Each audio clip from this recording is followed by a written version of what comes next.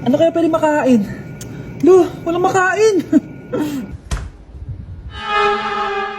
Sino yun? Aba, gising pa pala tong batang to. Minumulto na ata ako. Anong multo ha? Bakit gising ka pa? Nay, anyari sa'yo? Umalis ka sa katawan ng nanay ko! Kulay pink lang yung mukha ko, di mo na ako makilala? G2G pink lipstick lang to. Para saan yan, Nay? Super dull kasi na skin ko before. Simula ginamit ko to, nakaka-instant brightening at nakaka-smooth talaga na skin texture. 2 times a week ko to ginagamit kaya ang ganda na ng skin ko ngayon. O diba, glass skin, grabe. Wow, ang galing pala niyan, Nay! Pwede ko bang kainin yan? Patay gutom ka talaga. Oh, mag-skincare ka na lang. Tignan mo, mukha ka na multo kakapuyat mo. Oh, ito, gamitin mo to.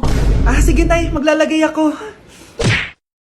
So yun guys, bakit ang dami-daming gumagawa ng stitch na may nakahulog na phone?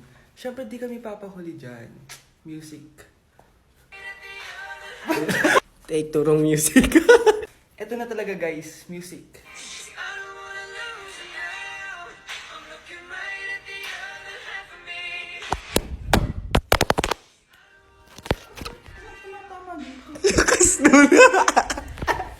Sige, papaalam muna ako Anay, pwede ba ako sumama sa gala namin magtutropa? Ayan, gala na naman! Hindi pwede! Ano ka? Anak sa mayaman? Nay, sige na! Kasama ko naman yung anak ng kumari mo. Kahit kasama mo pa yung anak ng presidente, wala akong pake! Si nanay naman, napaka-KJ! Mabastos to nag-walk out pa. A few moments later. Wow, nagugas ng plato? Parang may gusto Hoy, kahit magugas ka pa ng plato dyan, hindi kita papayagan, no? Aba, parang wala naririnig to nag-aaral ng maayos? Hindi pa rin kita papayagan, no? Hoy, ba't di mo pinapansin Sige, pag ikaw di nakapagsalita. Ano kaya problema na ni Scarlett? Ba't di ako pinapansin? Siguro nagtampo yun sa akin kasi di ko siya pinayagan. Anak, please pansinin mo na ako. Pwede ka nang gumala. Sige, pinapayagan na kita. Sino yun? Wait lang, anak. Sino yan? Anak? Nay, sorry di ko na kinaya. Sumama na ako sa gala namin. Ha? Pinaprank mo ako, no? Sino yun? Anong pinagsasabi mo, Nay? Buong araw akong wala dito. Nandito ka lang kanina, anak Nay, galing nga ako sa gala namin. Teka lang, anak. Anak? Yes, Nay? Alam mo, itulog mo yan, Nay. O, di ba, anak? May takot. Nay! Anak, pag nawala na ako, gusto ko lumaki ka mabuting tao, ha? Nay, ano ba yan? Tumigil ka na dyan sa kakaganyan mo. Pag nawala na ako, huwag mo akong kakalimutan, ha? Pakilala mo ako sa magiging anak mo. Sabi ko, tumigil ka na Oh, anak, tulog ka pa din? Di ba may pasok ka? Gumising ka na. Si nanay naman umagang-umaga Anak, umupo ka na dyan. Malapit na matapos ng favorite mong ulam. Ayoko niyan, Nay. Ay, naku, maldita na naman siya. Oh, anak, tapos na to favorite mo lasagna. Kumain ka na. Bakit ka pa nagluto niyan? Ayoko nga niyan, di ba? Wala akong gana. Anak, anong oras na Matulog ka na, ha? Hindi, Nay. Magpupuyat ako. Ano ba, anak? Bakit ka ba ganyan sa akin, ha? Magpupuyat ako! Kasi miss na kita, Nay. Miss na kita, Nay. Happy Mother's Day, Nay. Happy Valentine's, Honey Bunch. Dahil dyan, magpapagame ako sa'yo. Sino man nanalo siyang kukuha na fries. Okay.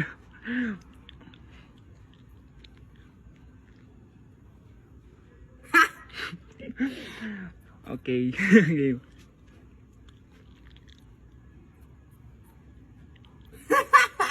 Ano ba naman yan? Bilis mo. Kanina pa kami naglalaro. Malabas na lang. Kiss mo na lang. Happy Valentine's. Happy Valentine's po. Happy Valentine's, guys. Ayun na! Bilisan mo! Hala, dugo ba yung pinampunas niya sa mukha niya? Anak, tingnan mo to, Ano yun, Nay? Anak, ano yung nasa mukha mo? Dugo ba yan? Ginagaya mo ba yung pinupload ko? ka talaga, Nay. G2G Peeling Solution to. Gentle exfoliating to. Tinatanggal nito yung mga blackheads, whiteheads, tas nakakaliit din ng pores. 2 times a week ko to ginagamit, kaya instant glowing at smooth na yung texture ng skin ko. Ay, perfect yan, anak. Ang dami ko pa namang blackheads tapos ang laki pa ng mga pores ko. Charan! Ito, Nay, sa'yo na to, 199 pesos lang yan. Thank you, anak, ha. Huwag mo na ulit ako gugulatin ng ganun, ha. ka lang talaga, Nay. Unang tanong, magbigay ng bagay na nagsisimula sa letrang K. Okay, Samantha? Kuko? Kuko is 3 points lang. Sayang. Okay, ikaw naman, Scarlett. Sisimula sa K. Kifi! Kifi is the top answer! Yes! Okay, next. Magbigay ng parte ng katawan. Scarlett, dahil ikaw ang nakahula ng top answer, ikaw ang mauuna. Pantog! Basic. Pantog is 10 points. Ha? Bakit 10 lang? Samantha, pwede ka pang bumawi. Parte ng katawan? Esophagus! Esophagus is the top answer! Yun! Eto na! Sino kaya sa inyong dalawa ang mananalo ng 1 million pesos cash? Akin na tong 1 milyon. Humanda ka sa akin, Scarlett. Anak, ayusin mo! 1 milyon yan! Mauna tayo kay Samantha. Ano ang bagay na mahaba at matigas? Mahaba at matigas? Tornilyo? Tornilyo is 50 points! Pero, hindi ito ang top answer natin, ha? Okay, Scarlett, may chance ka pa na hulaan ang top answer. Bago ko sagutin yan, Nay, kung nanonood ka man, eto na yun, Nay! Mananalo na tayo ng 1 milyon! Go, anak! Ang bagay na mahaba at matigas ay... Opo mo sumagot, anak! Sayang yung 1 milyon! Nay, give me a bait! Ganito pala tong... ralo na to? Hoy, mayami ilaw ay! Nakakatatot! Among Us? Ayoko niyan! Bakit nakawala ang laman ng class funds, ha? Sinong kumuha na ito? Ma'am, kilala ko po kung sino yung kumuha. Oh, Samantha! Sino kumuha? Sino pa ba, ma'am? This is Scarlett. Ha? Wala akong kinukuha! Scarlett, ikaw pala yung kumuha ng class funds? Sumama ka sa principal, ngayon na! Apaka-hype talaga nitong si Samantha. Bye, Scarlett! Dami nito mukhang makakabili na ako ng bagong phone. Ha! Nahuli din kita! Ikaw pala yung kumukuha ng mga class funds natin? Oo, ako yung kumukuha. Bakit? May problema ba? Ang problema ko, ikaw! Ako pa sinisisi mo na kumukuha ng class funds, ikaw naman talaga? Isusumbong kita kay ma'am. Wala ka namang ebidensya. Ikaw ang isusumbong ko dahil naniniwala naman sa akin si ma'am. Humanda ka sa akin, Samantha. Wow, may bagong phone si Samantha. Sana all. Bigay ito ng parents ko, guys. Class! Sino naman kumuha sa class funds? Si Scarlett po yung kumuha, ma'am. Pagsabihan nyo nga yan. Ako na naman? Nagpapatawa ka ata, Samantha. Talaga ba, Samantha? Kitang-kita ko na kumuha ka dito. At narinig ko, nabalak mo na naman si Scarlett. Ma'am, di po ako yun. Gagawin mo pa ako sinungaling? Diyan ka naman magaling, di ba, Samantha? Sa pagsisinungaling? Sumama ka sa akin sa principal at ipapatawag ko yung magulang mo. Buti nga sa'yo, Samantha. Deserve mo yan. Nag-uumpisa pa lang ako. Aroy, tinanggalan ako ng ngipin. Napakalaki ng tinanggal sa akin.